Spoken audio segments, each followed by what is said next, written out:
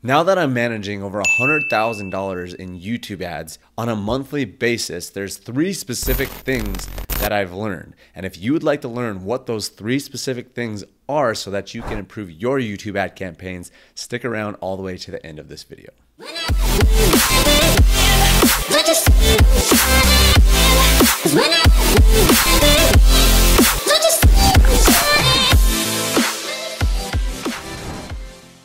Hey, what's up guys? Nick Rapcliffe here. Welcome to today's video. As I just mentioned in the beginning of this video, the opener, I am now managing over $100,000 in monthly ad spend with YouTube ads. Okay, and I've learned 3 specific things that have drastically helped out these results. Obviously, we wouldn't be spending that type of money if we weren't generating solid results. So there's 3 specific things that I want to share with you here on this video that will drastically help out you if you go out there and apply it yourself. Now, before we do get into the content, I just want to let you know that as I mentioned in a previous video, in fact, this video right here, we're talking a little bit more about YouTube ads, is that I'm actually about to sell a YouTube course that I started putting together and I'm putting the finishing touches on. It's called YouTube Ad Secrets, and I'm giving it away before I start selling it. It'll be around the $147 mark. But the only stipulation, if you would like a copy of this course, is all you got to do is subscribe to the channel and then comment below that you are subscribed and you would like a copy of it. Okay, pretty darn simple stuff. I also wrote a free PDF report. It's called the Tube Ads Playbook. If you'd like to gain access to that, there's a link down in the description as well. With all that said, let's jump into the content and the 3 secret things that I've learned after spending hundreds of thousands of dollars on YouTube ads. Okay, so number 1, this is so important. It might be one of the biggest things of all advertising, and it kind of took me a while to really understand, but really what it is have your funnel dialed in. Okay, and this might sound like common sense to some people. It might not sound like common sense to some people, but it's not always common practice. Okay, and that's what I really started learning after managing all these different types of campaigns across a variety of different clients. We started seeing the clients that were just absolutely just exploding versus the ones that were just having little results were the ones that have their funnel dialed in. The way that you get your funnel dialed in is that you have to keep on testing, and we'll get into a little bit more about this type of stuff, but you want to be split testing everything. You want to be split testing landing pages, you want to be split testing the thank you page, the webinar, you want whatever your funnel is. I mean, there's obviously a lot of different funnels. We talked a lot about the break-even funnel. That's a great funnel. If you haven't watched that video, you can watch it right here. The link is down in the video description. But you really have to have your funnel dialed in, because what will happen is you'll start running ads, and in the beginning, if you're just starting a brand new funnel and you don't really know what to expect, you kind of think that it might work, it's going to take a bit of testing and seeing like, okay, which landing page is converting the best? Okay, now we know that this landing page is converting the best.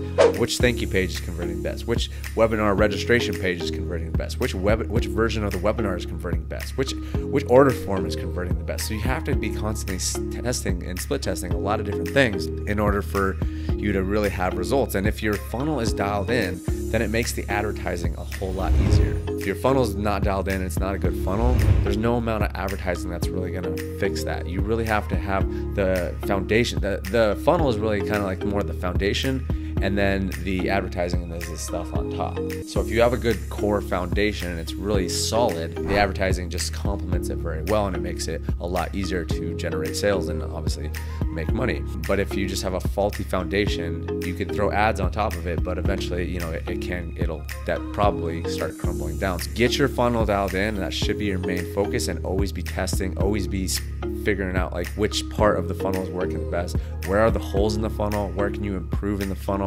Always be looking at that type of stuff, because that is the stuff that the big players are doing. The people that are spending $5,000 a day are constantly iterating their funnel and making sure that it is completely dialed in. So that's number 1. Make sure that your funnel is dialed in. Number 2, test quickly. Now, this is something that's taken me a while to really start understanding, but it's one of the most important things. Now, when I have clients that come on board and they want to spend, some clients, they just want to start out with like 10 bucks a day, maybe even just 20 bucks a day or something like that. I always strongly advise against that. And typically I don't do done for you services for any client that has less than a $3,000 ad budget, because that's basically $100 a day. And then when we're able to do that, at least $100 a day, now we can know what's going to work quickly. We can know if this is going to be a good funnel. We can know if this ad's going to work. But if you just are doing $5 a day or $10 a day, it's going to take you literally months before you know if this stuff is really going to work. So it's what do you value? What do you value more? Do you value time, or do you value money more? And the odd thing about it is that if you value time more, then the money's going to be coming quicker, and you're going to limit the amount of time that you're spending on these type of campaigns. Because when I used to start out and I was just spending like $10 a day, maybe $20 a day, I could have figured out everything that I knew within months in a matter of days, because I would just spend like $100 a day, $200 a day, $300 a day, and I would know within days, is this campaign going to work? Is this ad working?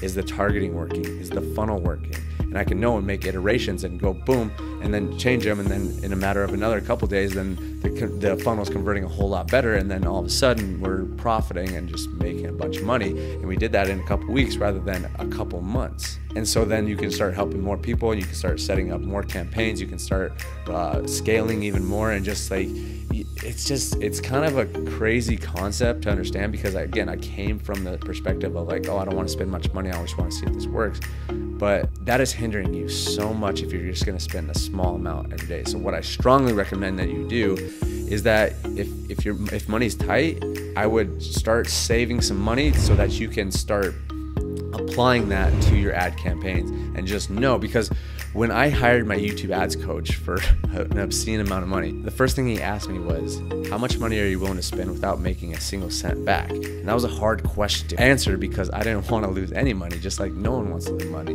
But when I changed my perspective and made the shift on that, that's when everything changed. And that's when I had these crazy campaigns, 700% ROI, spending $600 to make 27K. Like, one of my clients had a 4x return after he had never spent any money on ads before. We never would have gotten those results if we were just sticking at $5 a day, $10 a day. So I strongly recommend that you save some money up. If money's tight, save some money up, and know that you're going to come in and spend like $1,000 very quickly in order to get the results back and really start scaling your ad campaigns up. Okay. Number 3, retargeting. And basically the reason that I'm saying this is because not everyone has the capabilities to do retargeting right away. And I get that. But the thing that I want to tell you is that you want to work towards that. Okay, I'll explain what I mean here. So basically, as we've been spending a ridiculous amount of money on our campaigns, like I mentioned at the beginning of this video, across the board, we're spending over $100,000 a month on YouTube ad campaigns. And what we notice is the best return, by far, the best return is retargeting campaigns. And some of the best campaigns that we've had is we retarget YouTube viewers. Anybody that came in and watched any YouTube video, whether that's a YouTube ad, whether that's on their channel, because those lists can build up very, very quickly. And sometimes we're getting a 4x return, 5x return, sometimes reports of a 7x return. And then on keyword campaigns, it's usually around like a 2 to 3x return. So it's just crazy ridiculous on how much more profitable a YouTube retargeting campaign is versus like a keyword campaign in market, or a custom affinity or custom intent or whatever. It is so much more powerful to do retargeting. Now here is the caveat, is that not everyone has the capabilities to do retargeting right away, so you have to build that up. But what I recommend you do it twofold. Okay, I recommend that you start putting content, just as I'm doing on this channel, so that you can start building up those retargeting lists. Because think about it, it's people that already know, like, and trust you to some degree because they came in and watched your YouTube content, your organic content, because they chose to watch your content.